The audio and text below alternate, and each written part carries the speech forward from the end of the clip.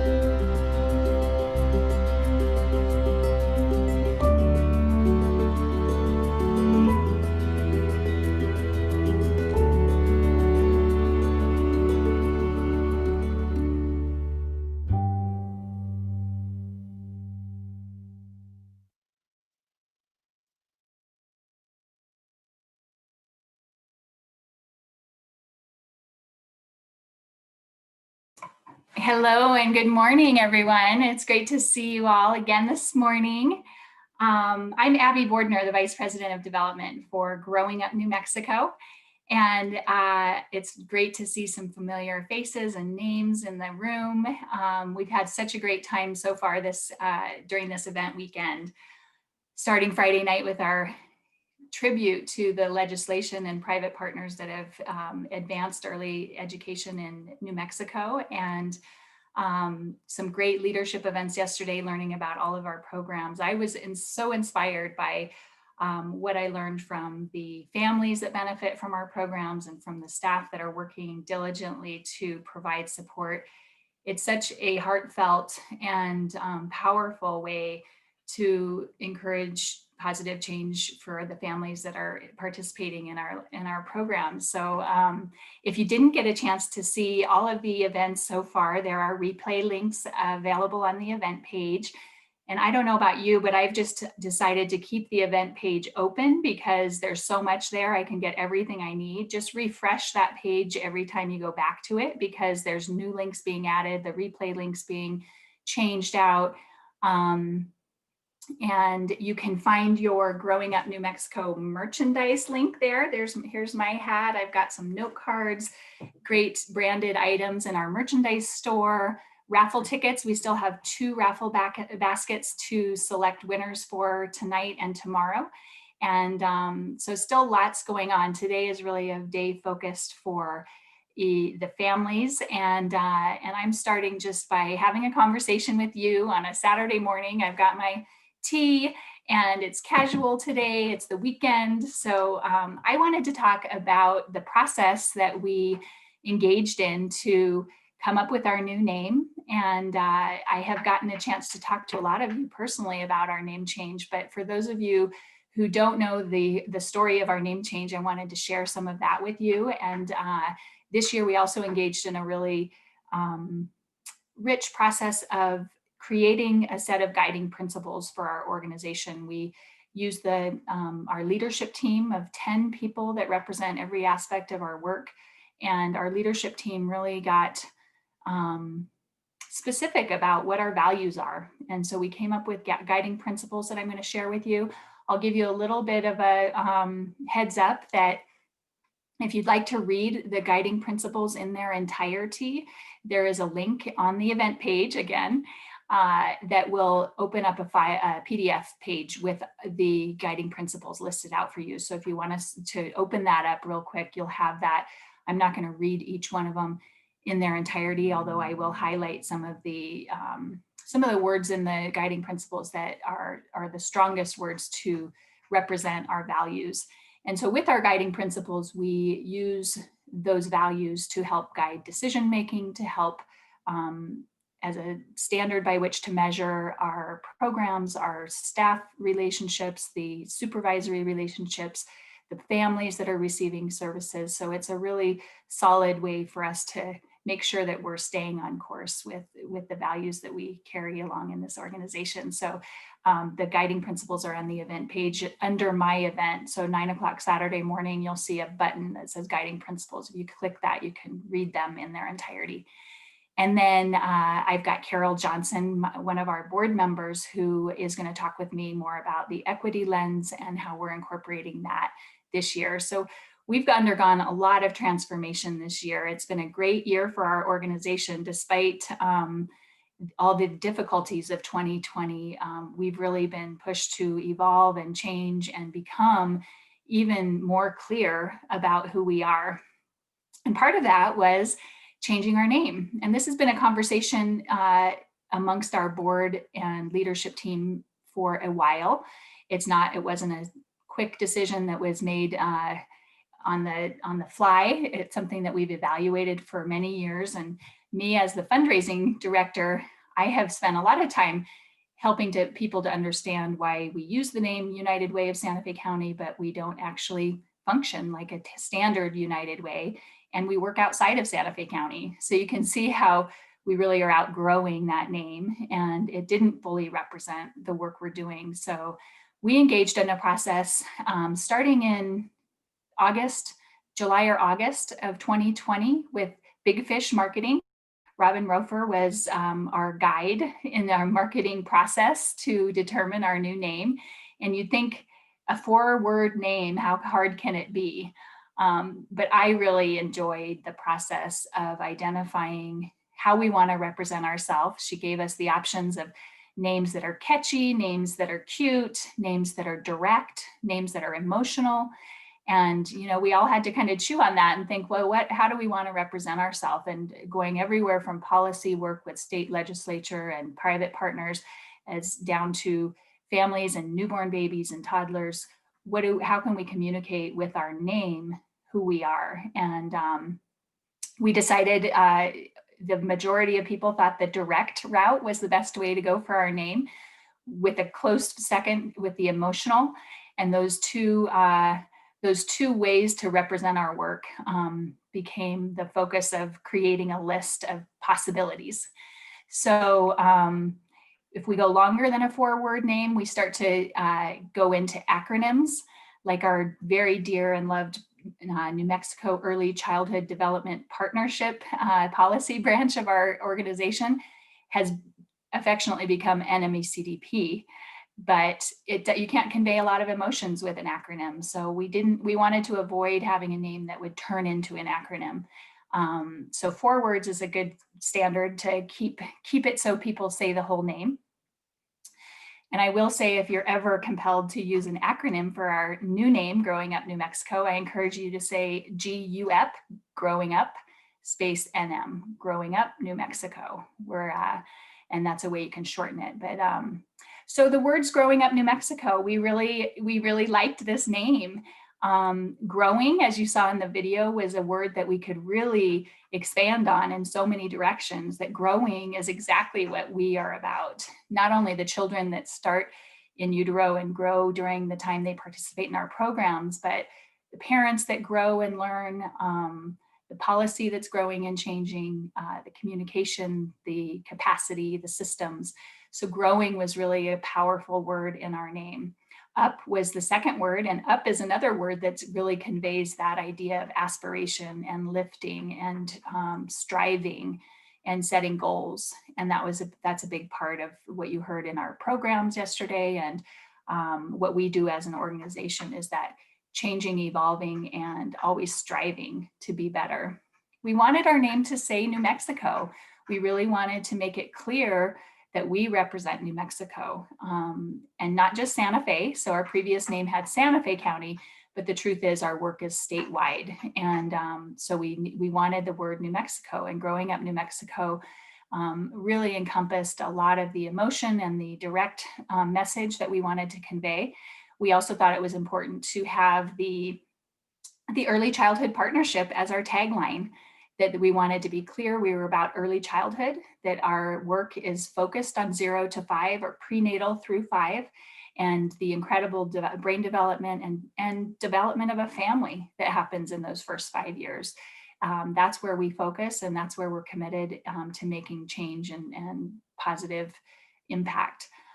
So we wanted that early childhood in there. And partnership is also another word in our name that represents a lot of our belief and our values. There is no way we could do the work that's in front of us or behind us alone. And we have, if you've listened to other events, you know that we've done this through partnerships, relationships. Our work is very tied to the relationships and the reputation that we carry with us, the leadership team and who they are personally, the relationships they have with people.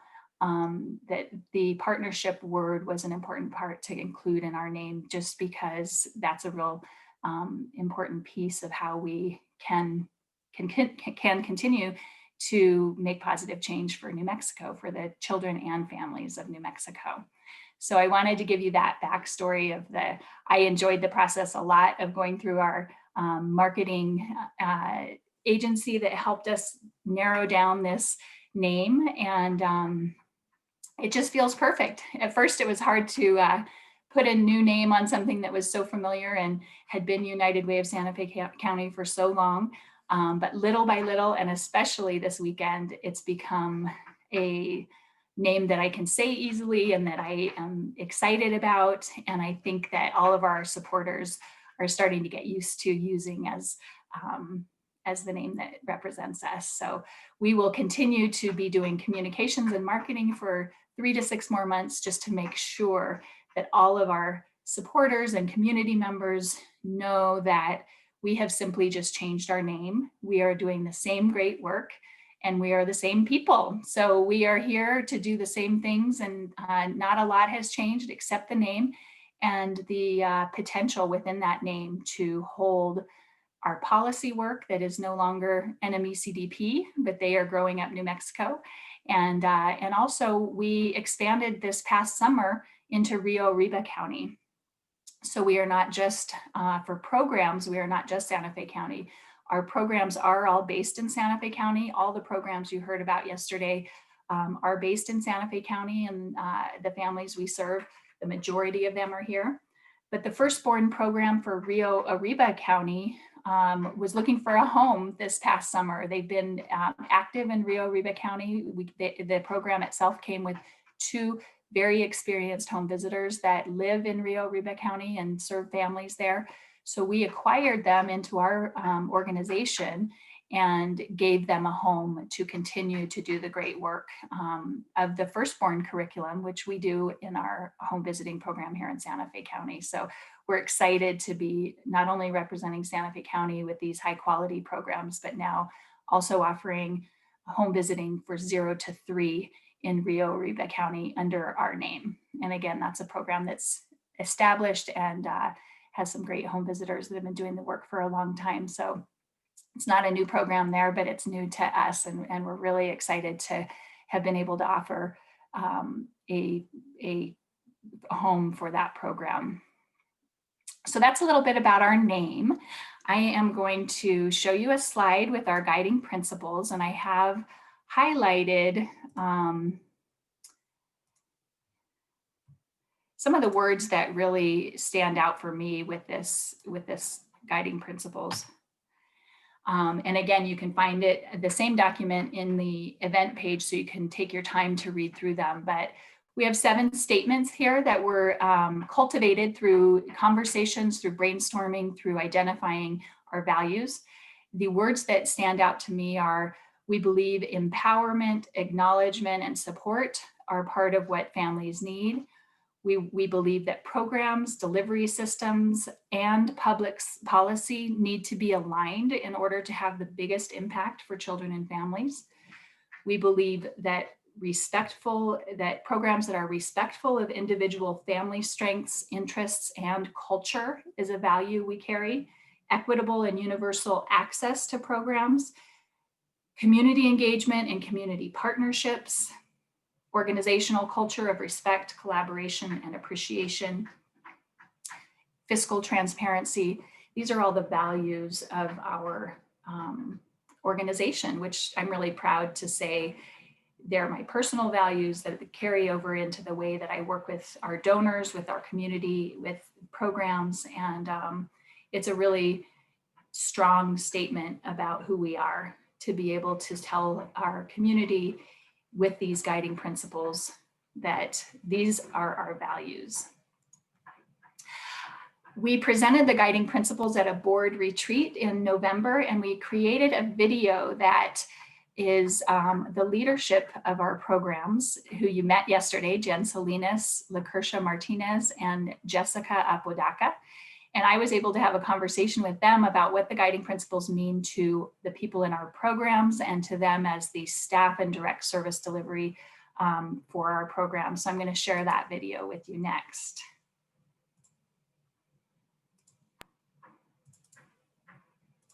And we are here today to let you hear from our leadership team, Jen from Connie and LaKersha and Jessica from our home visiting programs. And they will tell you about their experience creating the guiding principles.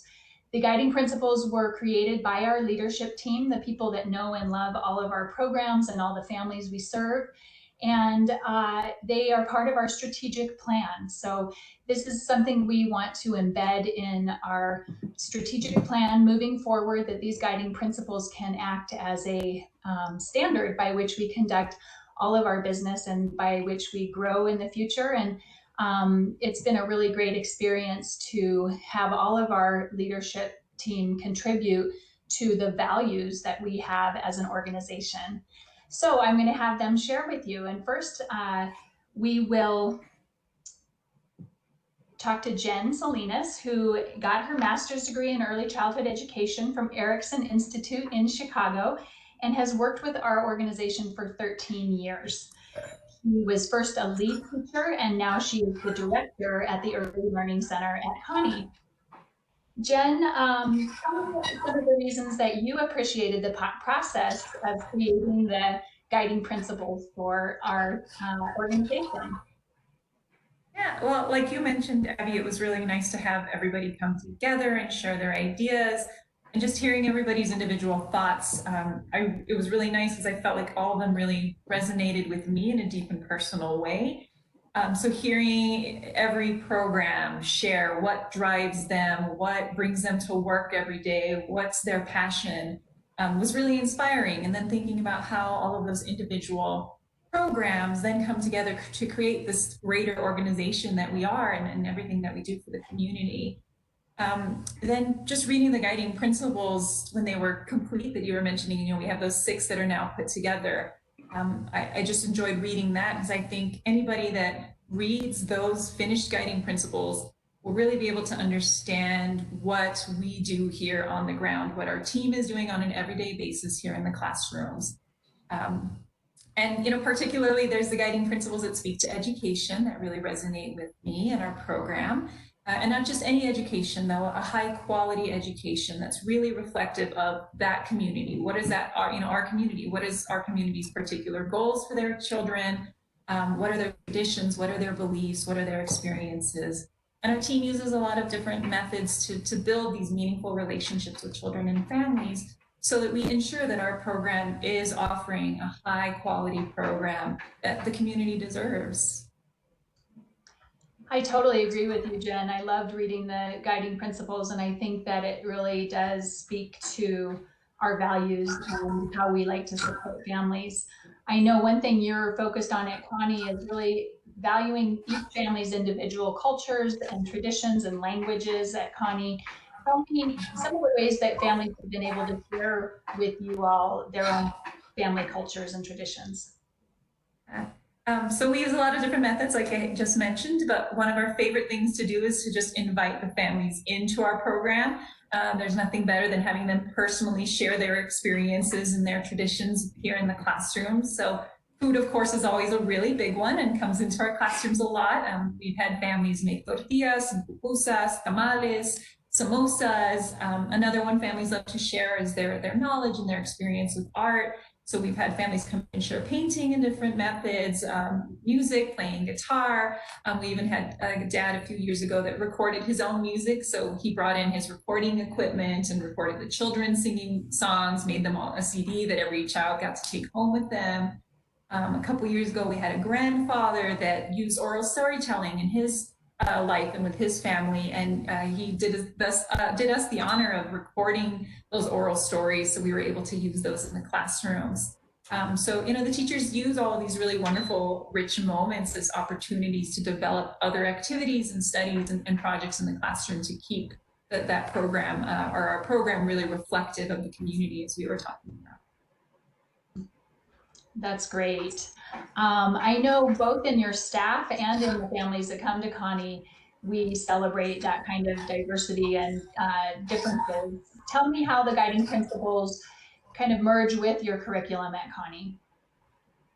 So we are inspired by the Reggio Emilia approach, which we find aligns itself in many ways with our guiding principles and our guiding beliefs here at the center. And you know, one of the main things about this is that it's not about a pre-boxed curriculum. All of the studies and all of the projects are really developed through an evolving process that the children and the teachers kind of bounce off activities and ideas off one another. And so these are really meaningful experiences to the children, and our staff uses those projects, those studies to develop, you know, of course, those interests and things that are meaningful to children, but the teachers also embed those foundational skills for school, right? We're practicing writing and reading and math, all of those sorts of things are happening, but it happens in meaningful ways that the children can really connect and relate with. You know, we'd love to just share a few examples of how some of the studies going on in our classrooms, and you can kind of see how that really is reflective of that particular classroom community, those educators, what's going on in their lives. So for instance, right now we have one of our 3-year-old classrooms is studying babies and is interested in babies and what it meant to be a baby versus a 3-year-old, what you could do when you were a baby, what you can do now as a 3-year-old, and taking care of little smaller ones than you. We have another classroom that's kind of creating classroom safety guidelines for the play that they're interested in. So they're really interested in Spider-Man play and superhero play and climbing all over the classroom. So the children themselves have created some guidelines of, if we're going to do this play, if we're going to have this play happening in the classroom, do so safely. So they're kind of creating these rules and have it posted around the classroom. We have another classroom that's studying race and diversity and how we're all similar in so many ways. And then there's those differences, and those differences are something to appreciate, to celebrate, to talk about. And that, you know, is also something, diversity is also something that you see reflected in the guiding principles and something that drives us here at the school. And me personally, as a supervisor, I really work to make sure that our team here is reflective of the backgrounds and the community that we work with, the languages here, the different backgrounds that we come from. We work to make sure that our team is reflective of that, so that, again, our families and our children can really connect with the program that we provide here.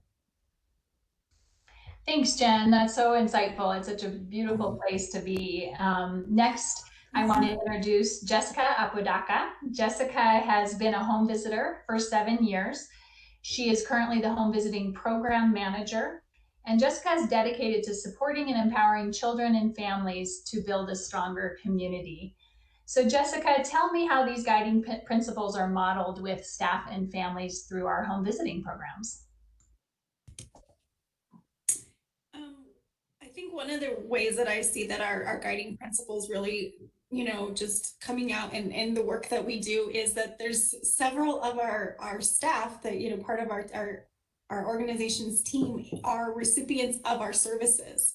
So I think it just shows, like, when they talk about the program, when they're out there doing the work, they know firsthand what it feels like to receive some of our services, whether they were in our Great Start program with the newborn, or they were in home visiting, or now they're at the pre-K. I just feel like they feel like that pride and dedication to our work because they see the quality of services that we offer. And I feel like they're like our biggest champions to be able to say, like, go there or experienced. And I just think that it's such a testament to the guiding principles and the way that we work, that they actually want to come back and work for us. You know, it's like our best recruiting tool is just to offer the service, and then they're like, I want to work for you. So I think it's just such a neat way, and I feel really proud when they give testimonials or even answering the phone. You know, they just can talk about the program from such a personal place instead of it just being like this, you know, program that they're not really sure about.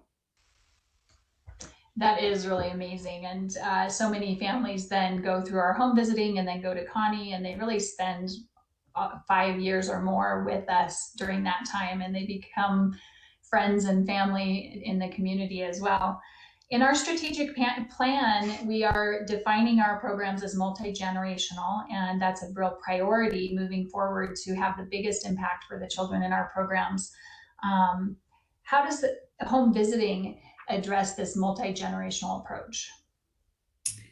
Well, I think that, the more I learn about the multi-gen approach, like I really feel like we're an organization that really models that. And I really like that. I like that we actually kind of walk the walk in looking at all aspects of a generation or a household. How do we really support every member? And I really like that even within our team, like our staff, like, I grew from a home visitor to, manager, and like building that economic stability or education. And I see that in our home visitors as well, going on to other positions, opportunities for growth, even within us. And I feel like by us as an organization really holding our staff, feeling supported as staff, then we can support our team, I think, as leaders, and then they can support not only the families in our programs, but their personal families. And so it just kind of stems out, it grows. And so it's really this like kind of multi-generational approach in a larger sense to say like, yeah, we're not only reaching out to each family member, but we're really, supportive of each person. And I think our organization goes above and beyond to make sure that, we are inclusive. We're really trying to make sure that every person feels supported and has the opportunities for growth if they want it. Thanks, Jessica. That's awesome. Lastly, I want to introduce Lucretia Montano. Lucretia has worked at United Way as a home visitor and now a program manager for the past 6 years. Her work in direct services to support our families continues to flourish as the organization grows. Lucretia, can you tell us a story about a family you have provided home visiting services to that was especially meaningful? Yes. So a few years ago, I supported a family who suffered a loss after the birth of their baby. Mom was very nervous to receive services and vocalized her concerns during our first few visits. I offered the support to her based on her strengths, her willingness to open up when she was ready, and her needs. She received weekly home visits while on her lunch break and eventually began to look forward to the conversations with me. Her baby thrived amidst her grief, and her attachment to him continued to grow. She became empowered to make decisions needed for her child and began to see the strength she encompassed as a parent. She benefited from resources in the community, screening to assess her son's growth and development, school readiness discussions, and topics that were of interest to her. She said that she appreciated the consistency of having someone there for her and her baby, as well as the ability to speak her mind without receiving any judgment. In the 3-year span of the program, she was able to work full-time, receive her GED, take care of her baby, and cope with the loss of her husband. She completed the program last October, and in a collaborative effort, her son started at the Connie Pre-K this past fall. Wow, that's really amazing. It makes such a huge difference in their lives. And what do you believe in your experience is the benefit of home visiting? Well, I think of our services is that they're universal, and we can tailor the services that we provide to support our families based on their strengths. So our families benefit from our unique structure that support their ability to flourish in whatever environment or circumstances that they may be in based on our organizational beliefs. So this family was a true representation of receiving the services aligned in our beliefs. And she said that she's glad that she accepted somebody to come into her home. That's great. Thank you so much for sharing that story with us. So this is an example, and I think with Jen, Lucretia, and Jessica, you can see there's many, many years of experience in our organization. And I'm happy to say most of our staff have many years in our organization, and that just speaks to the ability to continue to meet the needs of the people that work for us as well. And so I just want to say thank you to all 3 of you. I appreciate your work so much, and I know that families all over Santa Fe County benefit from them and rave about them. I'm proud to work for United Way of Santa Fe County, and thank you for listening to our presentation on the guiding principles.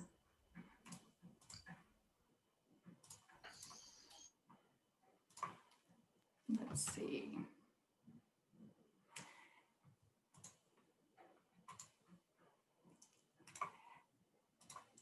All right. It's fun to see the staff describing and bringing those things to life, that those guiding principles. Hi, Carol. Next, we are going to talk with Carol. And let's see, I'm trying to get both of us on the screen. Let me see if I can do that. There we go. Hi, Carol. I want to introduce Carol Johnson, who is a board member and friend and a great leader in our organization of men, and among other organizations in Santa Fe that she's involved in. And Carol, you're today we're going to have a conversation. I have a few questions for you about the equity lens and incorporating equity work into our programs. And let's just start with, can you tell me why it's important to consider equity when we do our work? We live in a world where it's made up of a lot of different people, and people from different backgrounds and different beliefs. Not only a world, but Santa Fe is a very diverse community. For us to succeed and our families to succeed and our world to succeed, we need all our children to grow up recognizing that. I think Jen put it really well in some of the things they're doing, that they see that we have differences, but we all have strengths. And I always like to look at it like a patchwork quilt. It all comes together. You know, some people call it a stew. Stews to me get just all mixed up. Whereas a patchwork quilt, we preserve our identity. We have our own little square, and each little square makes up the whole thing. And I think that's what Growing Up New Mexico does. It provides that lens to not only the children, but their families, to recognize that we all come together. And I think that's why it's important for Growing Up New Mexico to continue that, to make this a better city, a better county, a better world.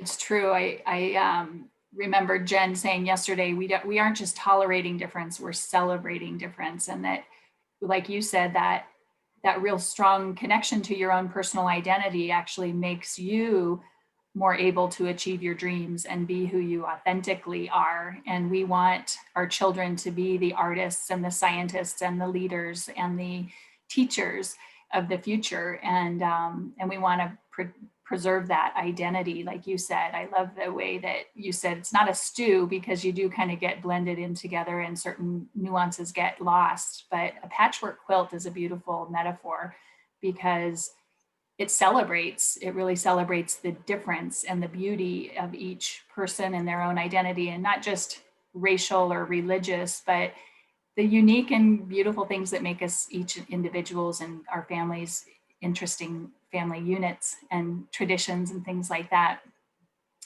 And Carol, how does Growing Up New Mexico define equity? I think, like you said, it defines it as differences and providing opportunities. I think sometimes we think about equity, we just provide everybody with the same things. Equity, we don't all start at the same place. We have different needs. And so therefore, when we look at equity, we look at each individual family and kind of decide, okay, what resources does that family need? And I think Growing Up New Mexico does that extremely well, and has done that over the years extremely well by listening to the community, the families, actually listening to the children to identify what their actual needs are, and then identify the resources and provide those resources and opportunities and have access to those kinds of things. And I think that's what makes the difference. I mean, I think too often we'll do, okay, everybody gets the same thing, and therefore everybody will achieve. And I think I like our mission statement, which talks about dreams and aspirations of the individual and the families, because when we look at all our dreams and aspirations aren't the same, and we need to value that they are not the same and they are different. And I cannot impose my dreams and aspirations on somebody else. That's so true. Yes. And when people are honored for who they are, they can connect to that, their own personal dream. And we talked yesterday in the Bridges to Opportunity event about defining success. It's the same way that dreams and aspirations are unique and individual, and even success is unique and individual. I can't tell you what it would mean to be successful for another family. And so much of our program work is really sensitive to walking alongside of people, not showing up and telling them how to do it and what to do. And it's really about walking alongside and breaking down barriers, knowing, like you said, that not everyone has equal access. Even if we say, here's the key to open this door, not everyone's going to get through it because there are barriers that will prevent some people from being able to even get to the door. So our work in the the writing we've done about it is identifying barriers that present themselves for people, and then also finding opportunity, finding the place where people can connect to the authentic success and vision for themselves, and providing opportunities, finding opportunities. So it is, like you said, a very individual quest, and everyone in our programs is respectful of that it's not about, I know what's right and I'm here to tell you. How would you say equity is incorporated into the policies and programming at Growing Up New Mexico? I think in all the presentations that we've seen from the programs, you really see how equity is just a core tenet of all the programs, and also policy. I know in Kate's presentation yesterday, going out to communities and listening and providing communities with just things like translation, transportation, food, making sure, again, access is there so that they can be there and provide that information, so that we can build programs and policies based, again, on what people want and what people need, not on what we perceive as, okay, we know what's good for you, so therefore we'll do it this way. And it also, we build on the strengths of the people in the programs, not only the participants, but staff also, building on the strengths, looking at things, changing things as necessary, even the name change, recognizing that, okay, we come to a point where United Way of Santa Fe County doesn't say who we are. So therefore, maybe we need to do it differently. And so being open to policies and programs and getting the input from everybody involved, and even those who aren't involved, so that we can succeed. And I've just seen the growth, and it's just phenomenal. And I think we will continue on that path. I think you're right, Carol. And we sure appreciate all of your involvement in our organization. You've been a board member for how many years now? 8. 8. Wow. Well, thank you. And you've seen through the weekend, we have many board members that are participating in our event, supporting the name change and the kickoff weekend. We have an incredible board. I'll just say it right now. And there's some in the room. I want to raise your hand if you're on the board. Yay, you guys are awesome. And Carol, you too. We rely so heavily on our board for a lot of these decisions that get made about changing and evolving. And we just have a board that's incredibly supportive of our effort to meet the needs of our community. And we will do that, like you said, Carol, continually evolving and changing. It's a process more than it is an end destination. So we are here for the long haul, and we are committed to that level of responsiveness to the families in our programs and the state of New Mexico about what is needed in order to advance early childhood education. So Carol, I know you're a big part of our day today and tomorrow. Carol is part of the scavenger hunt, and her son, Chef Russell Johnson, is going to be teaching the cooking class at 4:30. His recipe is available on the event page, which is in the chat box right now if you need to open it up. And Chef Russell has a delicious meal plan for us starting at 4:30, so you'll be ready for dinner by 6. And Carol, thank you so much for being part of this conversation. I want to end by saying thank you to Descartes Labs, who is the sponsor for this event today. We value Descartes Labs as a tech startup here in Santa Fe and commitment to the community here through a partnership with us over the last 2 years. So thank you for that, Descartes Labs. And our message is clear. We are here for children and families in New Mexico, working on short and long-term solutions to increase opportunities for all families to reach their full potential. We believe that families can thrive given access and guidance. We want the children of our community to be problem solvers, critical thinkers, and emotionally resilient. Donate to Growing Up New Mexico if you stand with us. We believe that together we are stronger. Please support our programs and policy work. Donate generously so we can all succeed. Thank you so much for being part of this first event of our Saturday lineup, and stay tuned. We've got the scavenger hunt list reveal at 10. Thank you. Have fun this weekend. Thanks, Carol. Thank you.